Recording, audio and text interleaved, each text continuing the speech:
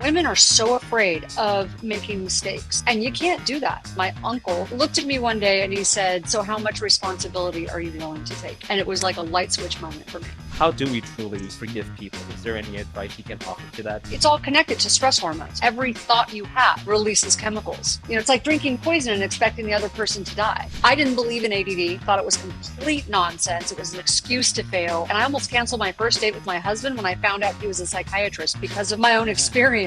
Today, we have an exceptional guest with us, Tana Amen. Tana is a New York Times bestselling author, vice president of the Amen Clinics, a neurosurgical ICU trauma nurse, and a highly regarded health and fitness expert. Her journey from growing up in poverty to becoming a world-renowned expert in wellness is truly inspiring. Tana has authored 10 books covering topics ranging from childhood trauma to brain health, along with numerous cookbooks for optimal energy, focus, and well-being. Is that correct that you have black belts in Taekwondo and you're a martial arts enthusiast? So I have a black belt in Taekwondo and a second degree black belt in Kempo Karate. Yeah, I love it. So you're saying that breaking bones is not that bad. That's the fear itself. It wasn't as bad as my fear of it, Yeah, okay? yeah, That's all I'm saying. How does one determine a healthy lifestyle? Okay, so first of all, the first three letters in the word diet are die. I hate that word. If you're on a plant-based diet because it's ethical for you or it's religious, I'm not going to change your mind. The question then becomes why? Why is your brain working too hard? Why is your brain not working hard enough?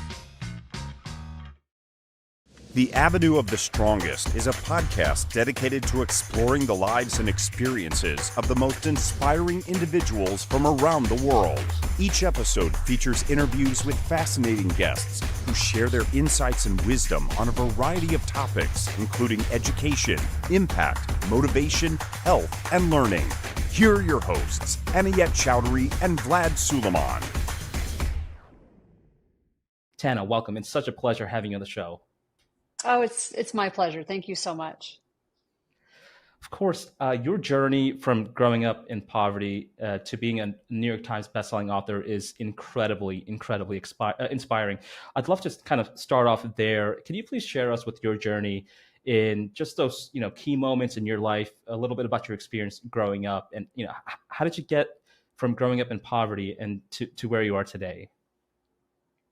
Yeah, it's quite the journey. I actually wrote a book about it, The Relentless Courage of a Scared Child. So I think, if anybody who overcomes a lot and transitions the way I did into a very different type of life, there are, I think, at least one, but usually more than one, several key moments where that happens. And for me, that moment actually happened when my uncle, who was a person who scared me horribly when I was growing up, he was a heroin addict who lived with me. He lived with us when I was a kid, and he had turned his life around. And I was really struggling as a young adult. I had had thyroid cancer and had been very sick for a long time with more than just the thyroid cancer, and felt really sorry for myself. And after he turned his life around, he looked at me one day and he said, "So how much responsibility are you willing to take?" And that one word changed my life. At first I got angry and I said, "This isn't my fault. Getting cancer is not my fault." And he said, "I didn't ask you if you were willing to take the blame. I didn't say it was your fault. I asked you how much responsibility you were willing to take." Because responsibility is the ability to respond. And he drew a circle on a paper and he said, "This circle represents 100%. And he split it in half. And he said, "If you're willing to take 50%, then you have 50% opportunity to change the outcome. But if you're willing to take 100% responsibility, not blame, then you have 100% opportunity to change the outcome." And it was like a light switch moment for me.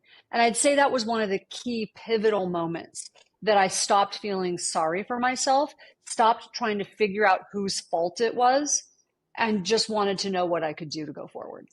This podcast is sponsored by Argo Prep, an award-winning edtech company serving over 1 million students nationwide. We understand that as parents, you want to ensure that your child receives the best education possible. Say hello to Argo Prep. With over 15 plus educational awards earned in just the past year, Argo Prep's platform offers your child video lessons, quizzes, drills, printable worksheets, and more. Best of all, your Argo Prep subscription comes included with 4 comprehensive digital workbooks that cover all 4 subjects: math, ELA, science, and social studies. Visit argoprep.com today and start your free trial.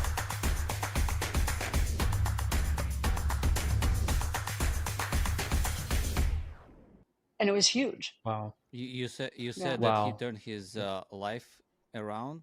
Could you please Yeah, explain it it was once a again? really horrible, awful story. He had been addicted to heroin for a long time after being in the Navy. He got addicted to morphine. He was a medic, and came home, switched, ended up getting addicted to heroin, lived with us, was a mess, overdosed twice. My other uncle, who was trying to help him get cleaned up, is sort of a convoluted story that's in my book. Anyways, he ended up being murdered in a drug deal gone wrong because of that uncle. And that Wow. at that time, you would think that would have been enough to motivate him to clean up. Right. It wasn't. He actually overdosed and almost died and was found with a needle in his arm. And so my grandmother almost lost two sons that week.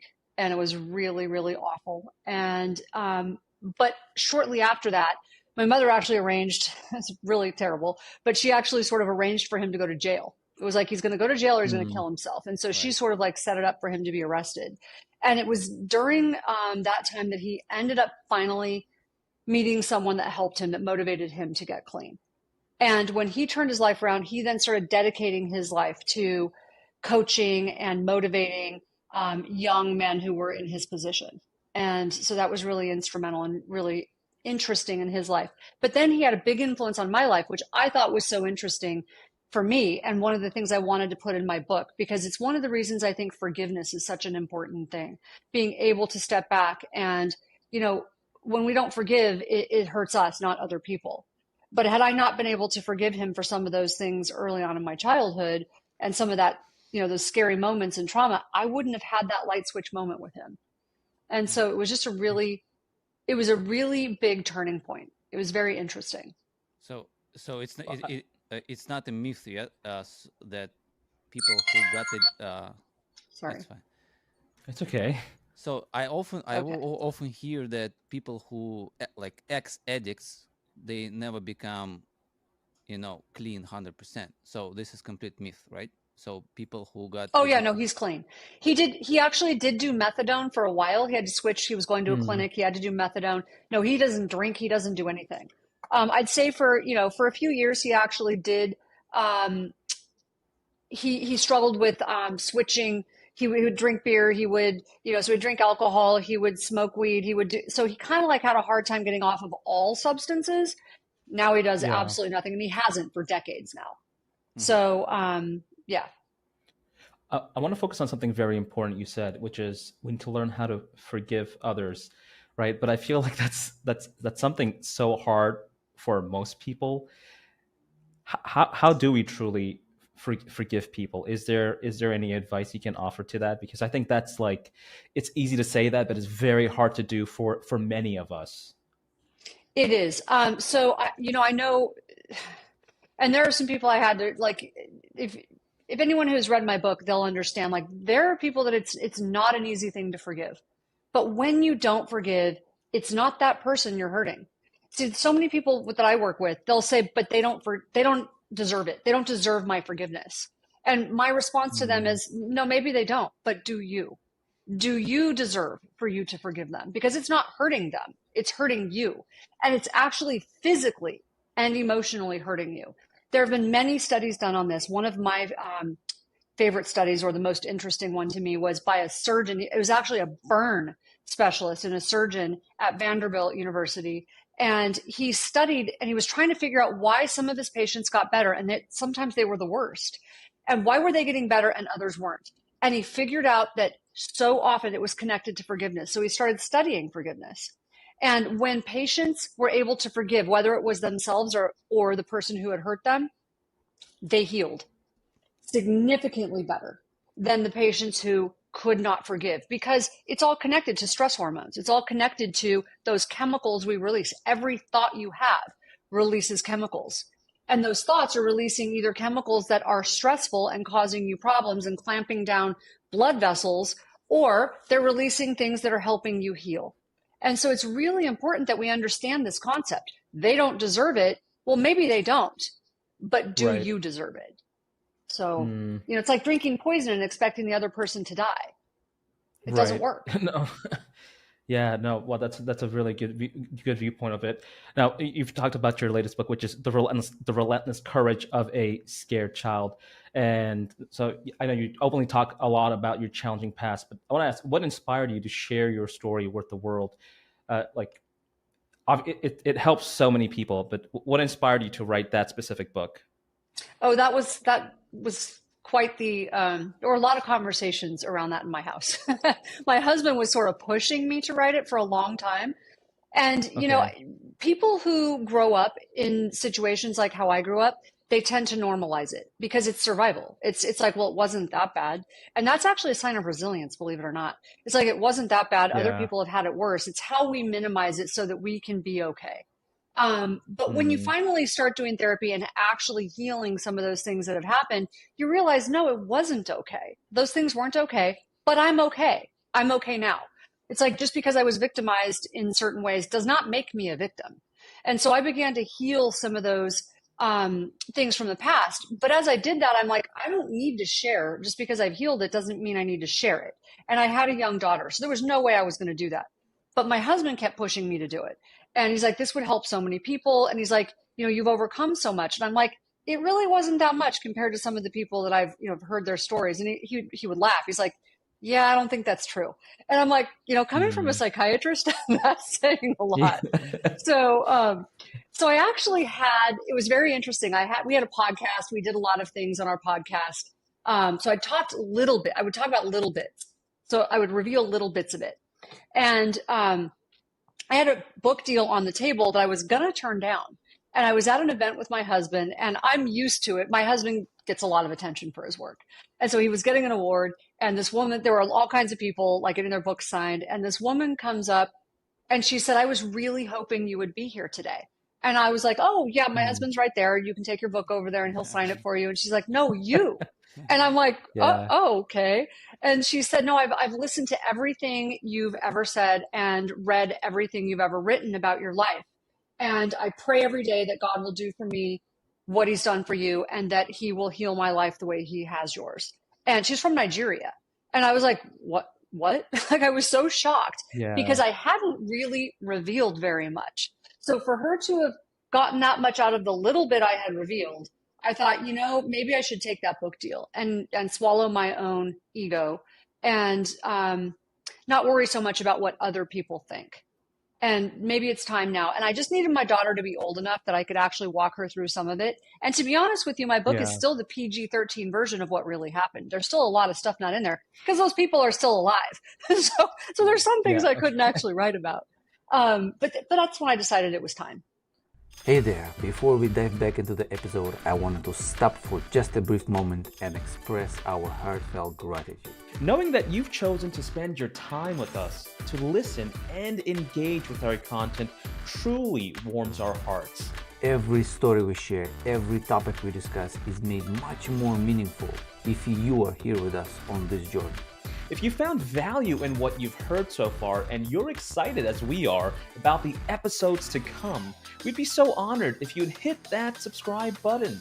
It not only ensures you stay informed of all of our new content, but it also supports us in continuing to create and share. From all of us here, a sincere thank you. Now, without further ado, let's get back to the episode. Wow. Well,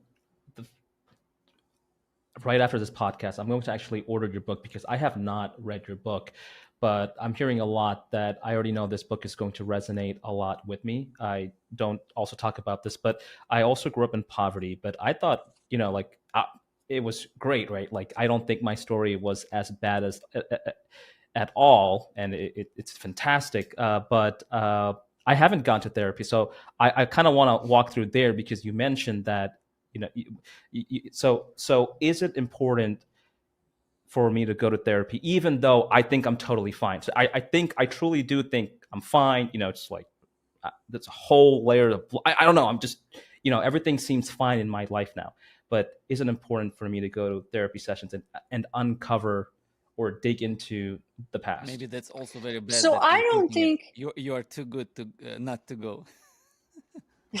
I don't think I'm too good to go to therapy. That's definitely not what I'm saying. Although I can see now how it may sound like that, but definitely not. I am totally open. So here's an interesting thing, and I think my husband and I would probably have a different perspective on this than maybe some people would. It's not, I don't think it's my job, first of all, to shrink you, and I'm not a Right, shrink. right. But I think a lot of how we process the past is perception. It's how we perceive it. It's how Yeah. we experienced it. And if you didn't experience something as trauma, then you're probably not traumatized. If you had, just because you were Mm, poor, there are many poor people who had great lives. They had right, good, solid right. parents. It's a lot of it has to do with the foundation you had and the people who were in your life. Um, if you were abused or you were, that's different. So the question would be, is it because you're sort of suppressing it, or is it because you actually feel good about your life? If you feel good about your life, don't Mm. start making problems where there aren't any, so I love let's that not do take. that. No, I do love that take. Yeah, Um, because I know lots of people who they're just very psychologically savvy and sound minded. They just don't have money, but they're great parents. So that's not the Mm, same thing as, being surrounded by people who either sexually abused you, emotionally abused you, neglected you, didn't feed you. I mean, there's a big difference. Did drugs, around you? Those are right. those are different things. Yeah. No, I definitely agree. And now in retrospect, I think my parents did everything they could have, and I consider them great parents now. But if there were some things, but again, I had that aspect of forgiveness. Like growing up, it's very, I guess, easy for me to forgive them of the past, perhaps mistakes, uh, and that's why I was able to move on. But Mm. certainly a great topic that I think should be explored and discovered more.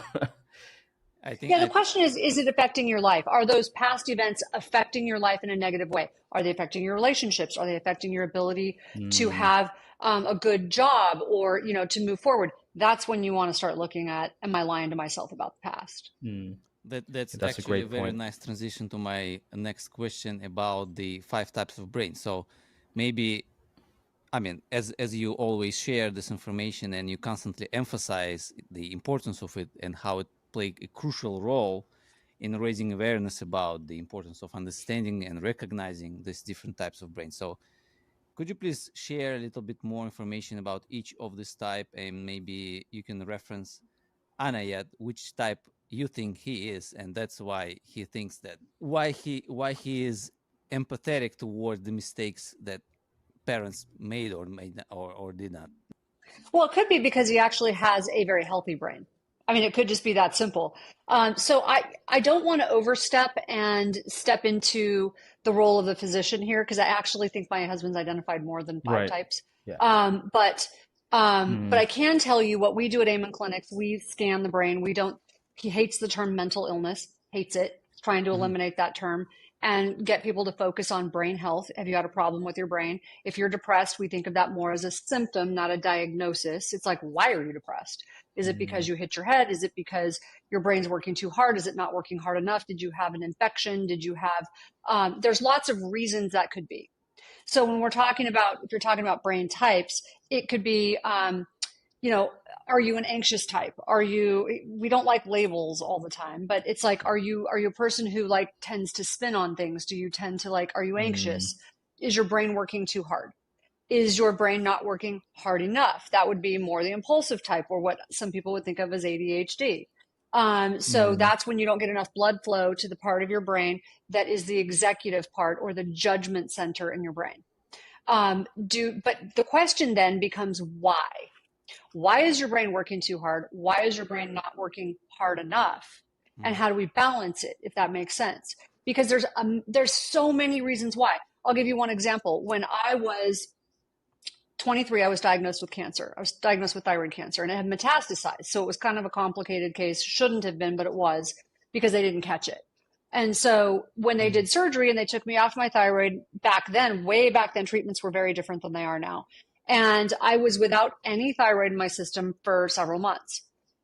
No one told me that when you don't have thyroid in your system, you won't die, but you'll wish you were dead. No one explained that to me. They just let me be depressed. And when I showed up telling them I feel like I want to die, they were like, oh, let's put you on Prozac. No one said to me, oh, it's your thyroid that is causing this. And they put me on a medication, Prozac, that almost ruined my life because it made me so impulsive. It was the wrong medication. For the right person, Prozac can be life-changing and in a good way. It can save their life.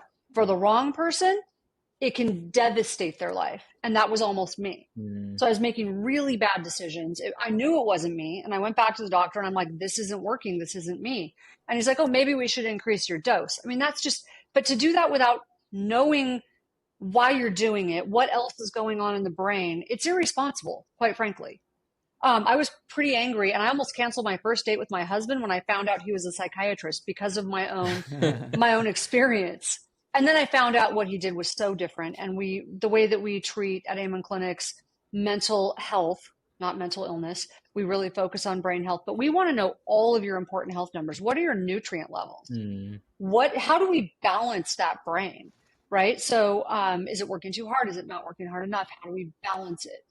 How do we get it back to where it needs to be?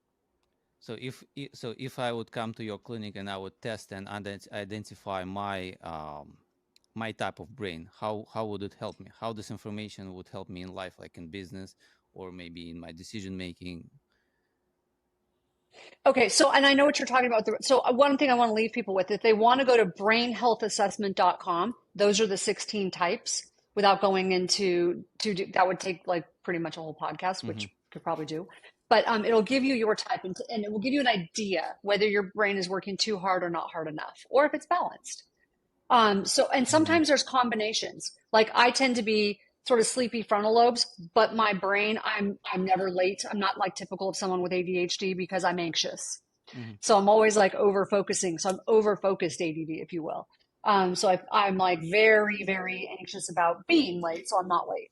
Did really well in school, but yet I'm a little scattered. Does that make sense? Because I'm so anxious about it that I'll make myself do well. So the second part of what you just asked me, I'm going to segue into that, is I didn't believe in ADD, didn't believe in ADHD. I thought it was complete nonsense. It was an excuse to fail. I was like, this is ridiculous. Another reason I didn't want to date a psychiatrist. I'm like, it's all nonsense. So don't shrink me, not going to bang my head up against a wall. And so but I thought my husband was so nice when I talked to him. I'm like, I'm going to go through this first date and I'm going to be kind and then just kind of like break it off. So, and I was so fascinated, but he started questioning me about stuff and I'm like, oh, here we go. He's shrinking me. And he then starts questioning me and I'm like, oh, you think I have ADD? Because he was asking me a certain series of questions. I'm a neurosurgical ICU nurse. So I knew what he was doing. And I'm like, you think I have ADD? I go, ADD is nonsense. And he's like, okay. Anyways, when he scanned me, sure enough, I had sort of sleepy frontal lobes and he could see where I had had a head injury. And I'm like, I've never had a head injury. Because to a neurosurgical ICU nurse, head injury means you're in a coma, you have a cracked skull, right. But it's not. It's the small injuries. He could see where I'd hit my head in a car accident that I didn't lose consciousness. And so I thought that was really interesting. And he's like, that's sort of affecting your frontal lobes. It's making your frontal lobes kind of sleepy. So to answer your question, that was a very long way to answer your question. When I finally started doing things to help my brain, simple things, fish oil, which I already was exercising, but like realizing that exercise and actually appreciating sleep, because I thought I was special and didn't really have to sleep. And I stopped believing that a glass of wine every night was actually good for me. So all of those things I started to really pay attention to and improve, just make little improvements in my lifestyle with supplements, sleep, exercise, nutrition. That's when I really got into nutrition and writing books. What I didn't realize was I was doing well before that. I owned my house, wasn't in debt, had a good job, but I didn't realize how difficult it was. I didn't realize how much harder I was working until I didn't have to work that hard. And then I wrote 10 books in 9 years. And so that's when I realized, I actually, even though I was doing well, I wasn't meeting my potential. That's to answer your question, like how would it help me? Would I be better in business? So it helps people, I think, meet their potential. For people struggling, it's very obvious how it's going to help them. For people who want optimization, it's like, what if you got 10% better function out of your brain? What would you do? Got it. So you just mentioned about the omega-3. So there are a lot of debates about the omega-3 supplements, the traditional one and the vegan one. Could you please share the information is there any difference? Which one are better or not better, or it's just all mixed? So traditionally, like overall, we would say the fish oil has been better because it's got more. So there's a balance of the DHA and the EPA, right? So, and you want the right balance, especially for people who have things like ADD or ADHD.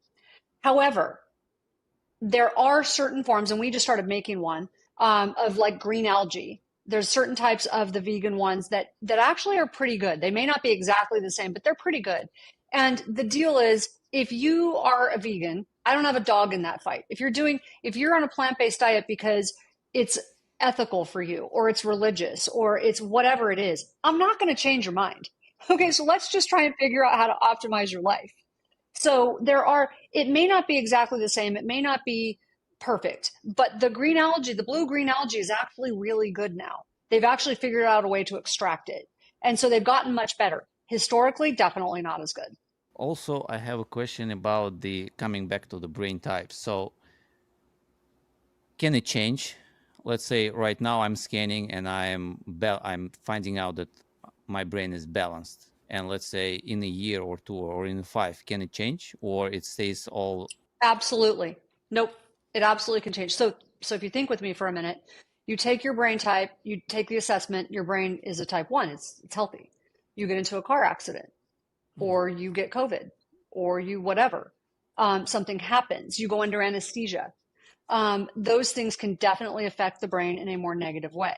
You get an infection that can either make it overactive, have an accident, or certain viruses that can make it underactive. Or you go through grief. Like all of those things affect the brain. So yes, it can change, but it can also change for the positive. So when I took it, I think my type was a type 6. And now when I take it, it's a type 1. Why? Because I'm doing all the lifestyle things. So when I took it, I told my husband, I'm like, I have a balanced brain. And he's like, you do not. I'm like, I do, because I do all of the things to help it be balanced. So do I still have sleepy frontal lobes if I don't do the things that I normally do? I mean, I do my cold plunge in the morning. I do, you know what I mean? I do all of those things to stimulate that part of my brain, but I also meditate to settle down the anxious part of my brain. I do those things, and that keeps me balanced. So how often? But I know how quickly I can get out of balance. I'm sorry? How often should we scan? How often do you recommend? Like once a year? Okay, so no, there's not really a set recommendation. There are some people who come to us they're not there because they want to scan. It's just what we're really known for. So we're known for that because not a lot of other people do what we do. And it's really an important piece of information. It's not how we make a diagnosis, but it's one of the key diagnostic tools in helping us make a diagnosis, if that makes sense.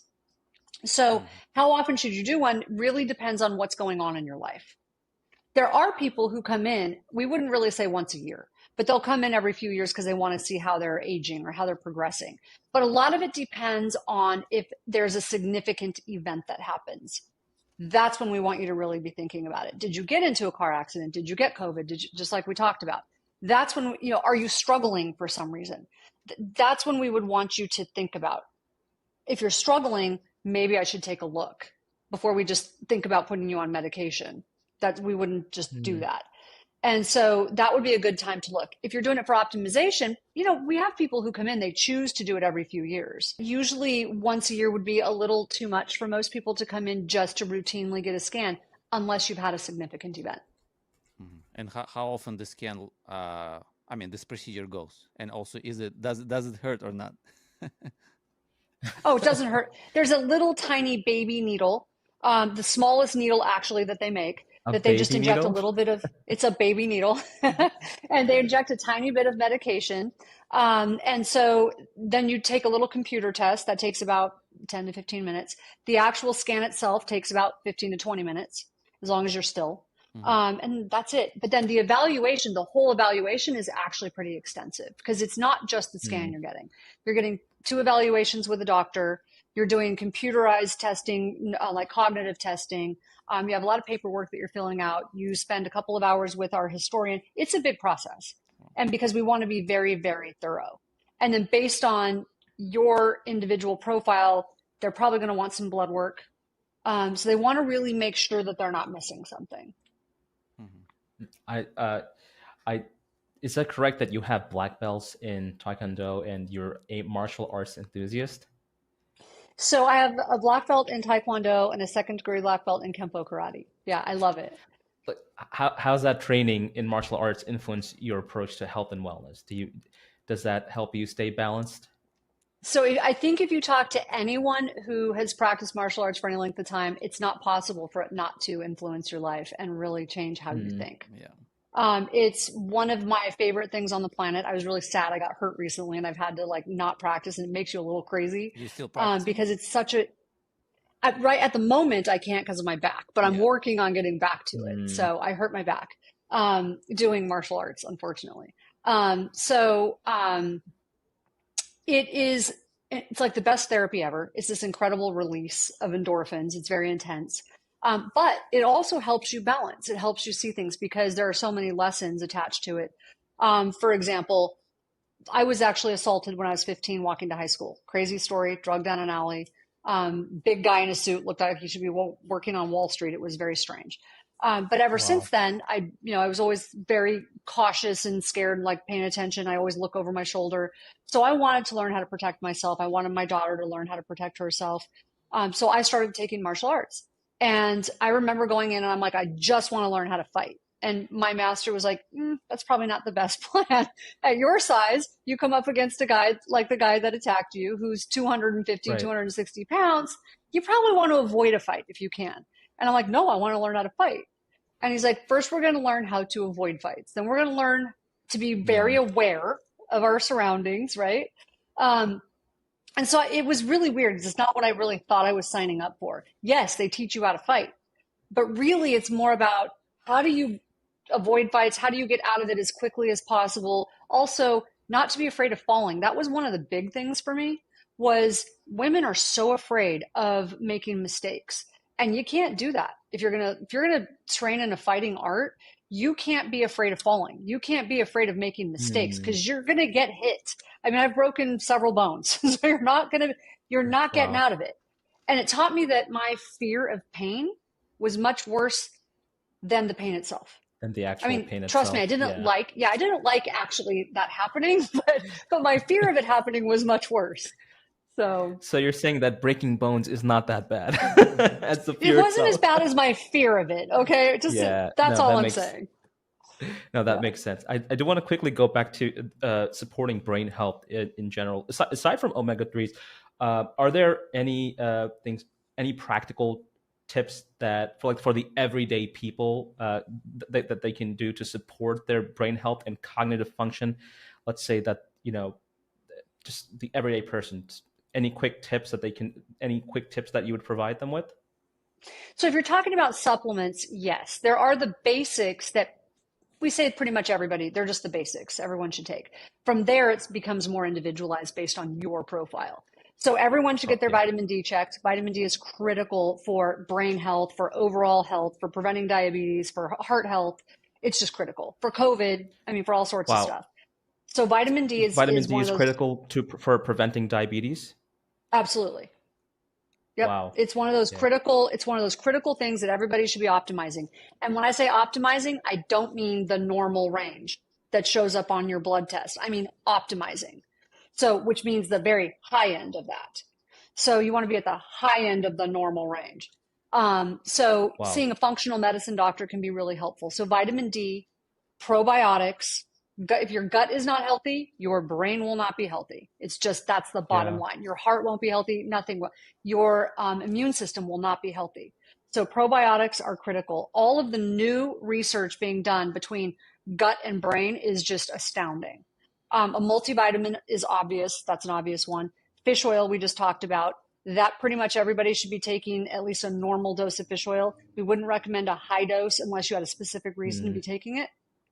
And those are really the basics. From there, it becomes more specific based on your profile. Those are the ones I'd recommend for most people to start out on. I heard that for men, it's very important to take zinc also. Is it correct?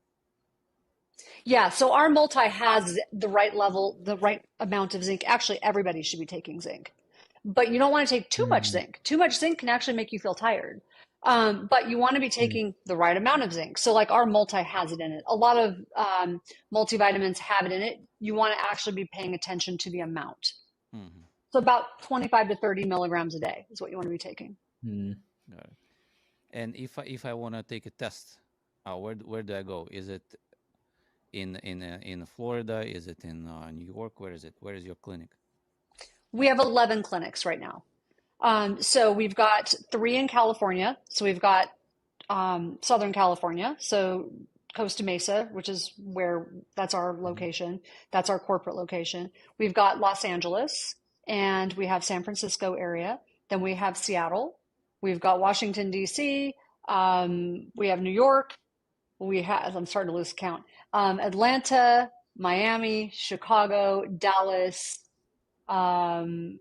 Arizona. We just opened a brand new one in Arizona. I think I got them all. Did I get them all? Beautiful. Congrats. Beautiful. I just moved to amazing. Arizona, so maybe I'll visit you. Yeah, Scottsdale is where it's at. We just opened it. Beautiful. Oh yeah. Yeah. That's amazing. You're a 10-minute drive away, Vlad. Yeah. So I definitely, this is very actually interesting. I want to already do it for me and for my wife. It's so cool. Excellent. Yeah, so reach out to us. The thing I learned just about email me. the thing I learned today is that the vitamin D level should be on the higher end of the spectrum. Yeah. And so when they send you your level and they say it depends on what lab you go to, it could say 20 to 40, or it'll say 30 to 50. 50 is like, I wouldn't go lower. Like that's, for me, as somebody who's had cancer, my functional medicine doctor, actually my thyroid cancer doctor, who's very Western, told me he wants me at 80. So that might be, some doctors might say that's too high. 50 is probably like the minimum that a lot of doctors, if they're functional medicine doctors, they're going to say 50 is like minimum. Right. What? Wow. I've had low vitamin D levels. Every time I go to the doctor, I have low vitamin D levels. And I'm South Asian, and like everybody almost in our culture gets like diabetes, right? Yep. It's important for you to optimize that. Yeah. And for mood, for depression. It's also really important. Yeah, that I know, because a couple of years ago when I went in and I got my test results back, the doctor asked me, "Are you depressed?" And I'm not depressed. I was, no, in fact, I feel fantastic. I'm great. And he said, "Man, your vitamin D levels are low. They are very low." That's not good. And so but now I'm taking vitamin D. I take it once a day. But you know what? Now I really want to go ahead and do a blood test to make sure that my vitamin D levels, what they are. But I definitely want to get to the higher range for sure. Well, and the reason it's so important to have vitamin D tested is because everyone shouldn't be taking the same dose. That's not one of those things where I can take a multi and it's no big deal. Vitamin D is absorbed differently by everybody. It depends on your skin color. The darker your skin, the harder it is to absorb vitamin D. It depends on things like your gut health. So if your gut isn't healthy, it's harder to absorb vitamin D. So you might have to take a higher dose. So for example, as someone who had thyroid cancer and my gut wasn't healthy for a long time, I had to take 10,000 units a day to get a normal level. Wow. Some people take 2,000 a day and they're great. Yeah. So you really need to get it tested. But isn't it also depends where you live in? If you are in a sunny state or not sunny state, it's also important. Yeah, but one of the problems is people in sunny states often use so much sunscreen and stay out of the sun. So we're actually seeing that they show up. Actually, it was like 18 out of 20 patients at our clinic in Southern California came in with low vitamin D. Wow. That is because crazy. they're wearing sunscreen. They're avoiding the sun like it's like they're vampires. Yeah. I never liked sunscreen. I don't like it either, but I also, it's like this catch-22. So I actually try to go outside and get direct sunlight really early in the morning because it's really healthy for you to like wake up and, but not be in the direct sunlight, in the middle of the afternoon. Yeah. Wow. Well, Tana, I have 2 last questions for you, which is, in a world full of countless diets, misleading advertisement, and an overwhelming amount of information, how does one navigate through it all to determine the true secret to achieving and maintaining a healthy lifestyle? Okay, so first of all, the first 3 letters in the word diet are die. So I hate that word. It's not really a secret. And that is the problem, is everyone wants to make it a secret because then they can sell a book. So it really shouldn't be a secret. It should be something that is sustainable. That's it. It should be healthy food that is whole food, that grows on a tree, that's, grows on a plant and isn't made in a plant. It should be really stuff your grandmother would have recognized as food that she can pronounce the name of. There's not 30 ingredients on there that no one knows what they are. Right. So it's really interesting. So I had two friends. They're both very well-known public figure cardiologists. One of them is vegan. One of them is a true caveman. I mean, like paleo to the nth degree. Doesn't believe in a vegan diet. One of them doesn't believe in meat. Okay, so they're these extreme ends. They're both extremely well known, and they publish a ton. And they're both very well known for getting patients well, like really well, like turning around their heart disease. Why? If it's all about diet, then why? Why are they both famous for getting patients well? That doesn't make sense. Right. Because it goes back to the 80s when they published two major studies were published, and all the studies said was huge. They were huge studies. This is when everything began to change. If you just eat more fruits and vegetables, increase your grains, and cut out processed foods, you get well. And they didn't take into account things like smoking, drinking, exercise, none of that. All they said, increase fruits and vegetables, increase grains, cut back on processed foods. That was it. So we all know if you eat more vegetables and fruits and you stop eating all the processed crap, you're going to get well, but people still don't do it. So really what it boils down to is we at Amen Clinics, we think it should be individualized. It should be personalized. Where, like I said, I'm not going to change you if you're a vegan. I don't have a dog in that fight, but I do want to optimize your numbers. So what we're going to do is run a blood test. We want you to have optimized brain function because, if your brain's right, your heart's right, everything else is right. We want to optimize your hormones, and we're going to help you use nutrition. We want to cut out all the chemicals and processed crap, help you pay attention to all the toxins you're putting on your body. But we want to make it individual for you and use supplements to sort of fill in. If you're vegan, fine. Let's figure out how to fill in those gaps. So it's really mostly about cutting out the garbage and putting in more whole foods. And if you're going to eat meat, make it hormone-free, hormone-free, antibiotic-free, grass-fed, and just make it less of it. And what is terrifying is that US is, I think, the number one in consumption of processed foods. And not just that, the stuff that we allow into our food, everyone I know says when they go to Europe, they don't feel the same way when they eat food. Like they eat a little bit of pasta, they don't feel bad. Right. They eat pasta here, they feel terrible. They drink milk there, they don't feel bad. And I'm like, that's because if you look at the laws and what Europe allows into their food, radically different than what we allow. That's crazy. And that's true. But how do we change that? I mean, then... well, you can't change something they don't want to change. Right. There's no profit in prevention. You have to change it yourself. There's no profit in prevention. Let's just be honest. Big food, big pharma, big government, there's no profit in preventing it. So you're not going to sell drugs to someone who's healthy. That is very true. Well, there you have it, folks. Tana, what I want to ask you one last question on mine, which is, what is something that you've always wanted to do but haven't yet? Oh gosh, there's so many things. What is something I want to do? So since I'm having trouble, I was going to take up a new martial art, but right now I'm not sure when that's going to be. So I want to start doing like long distance hiking expeditions. Oh. Yeah, that's probably something I want to start doing. Yeah. Oh, that's amazing. Actually, Vlad, he's on a hiking trip for like 14 days. Oh, fun. A 2 week. Oh, see, that's cool. I want to do that. Every day. I'm just trying to get my back well enough. And I'm doing it with my kids. Every day we're doing like 20,000 steps. And I'm amazed how my kids are handling it. Because for them, it's not 20,000. How old are they? They are 3 and 6.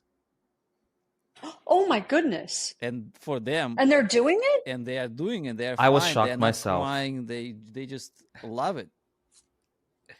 Well, they're probably happy being outdoors with you guys, but that's a lot. Yeah, that's crazy. If we're doing 20,000 thought the same, steps, but for them it's like 30, even 40,000. It's twice more. Absolutely, that's amazing. Yeah, that's awesome. So I'm just trying to get well enough to be able to do it. Yeah. I just asked him when he started, like 3 days in. I was like, "Are your kids not killing you? Like, how are they doing this journey?" They're probably too tired to kill him. So he's wearing them out. Yeah, I Yeah, mean, no, I actually want it's to true. hike to Bhutan. It's Yeah, actually it's that's one actually of my a lot of learning for kids as well. A lot of people don't realize because you yeah, come, you teach them. I mean, everything around you, new plants places. and Yeah, flowers and exactly. yeah. I think my car is just full of plants from every state we just visited. From each state, I have Oh, just that's one so a fun. bouquet of flowers. Wow. That's so fun. I love that. Yeah. So That's I have awesome. one last question to ask you. This is the question we ask every guest to learn a little bit about deeper understanding of a person. So, who has been the strongest or most inspiring person in your life, and what lessons have you learned from them?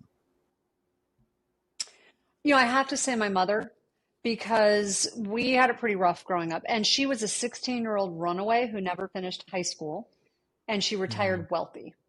And Wow. so the woman never took no for an answer, just never took no for an answer. And so she's scrappy, she's hardworking, she's just street smart. But it was rough when I was growing up. We were poor when I was young, and she's got grit. And I think I inherited that grit from her. But as an example of someone who made mistakes, lots of them, but learned from them, still never let it get to her, never had a victim mentality. And she's an amazing human, and, credits her faith. So she never credits herself, she credits her faith. And she's just strong. Wow, Wow. that's nice. Thank you so much for sharing that. It means a lot. And for our listeners and viewers, for anyone who's interested in getting to know more about either the supplements that you offer or your clinics, can you please let us know where it's best to find you? Is it a website? Is it social media, or both? Can you please let us know where our listeners can find you? So I'm very active on Instagram, which is at Tana Amen. And you can always go to my website. I have free recipes and all kinds of resources, and that's tanaamen.com. And if you're struggling with your mental health, and you are looking deeper, or supplements, you can also go to amenclinics.com. Wow. Well, I'm going to Yeah, amenclinics.com right we now, are your literally next right after clients right this. here. So, yeah. Well, you guys email me. Yeah. Well, Tana, thank you so much for being here today. It's been an absolute pleasure getting to speak with you. Oh, the pleasure has been mine. This has been so much fun. Thank you. The Avenue of the Strongest is a podcast dedicated to exploring the lives and experiences of the most inspiring individuals from around the world.